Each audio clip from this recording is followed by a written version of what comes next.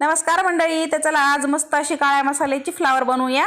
इथे साहित्य घेतलं आहे खोबरं, आलं, लसूण, तेजपत्ता, लवंग, मिरी, दगडी फूल, मिरची, डाळवं, कांदा आणि धने। तर चला आता भाजून घेऊया आपण एक एक करून। छान असं मस्त ब्राऊन कलर येईपर्यंत आपल्याला भाजून घ्यायचं आहे। हे बघा लसूण टाकून घेते त्यामध्ये, ते पण भाजून घेऊया।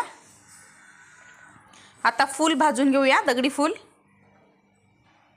कांदा भाजून घेऊया, थोडं थोडं तेल टाकून भाजून घ्यायचं आहे। धने भाजूया,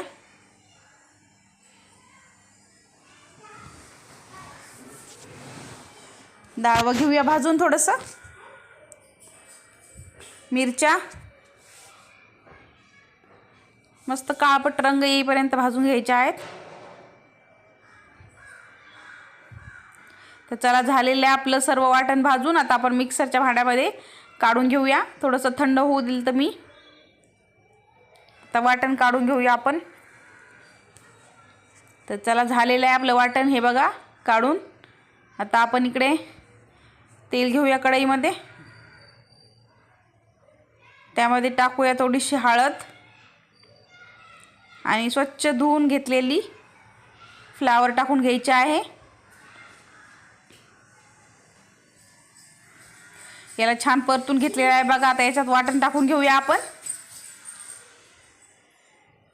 याला मिक्स करून घेऊया।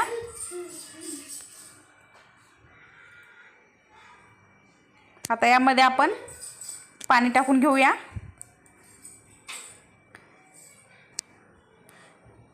जेवढं पातळ हवं आहे आपल्याला तेवढंच पाणी टाकून घ्यायचं आहे।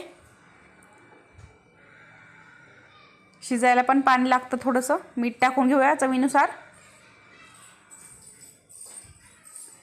आणि थोडीशी कोथिंबीर टाकूया वरनं। तर चला मस्त याला मंद आचेवर आपण शिजू देऊया छान। हे बघा झालेली आहे आपली फ्लावरची भाजी, मस्त झणझणीत अशी।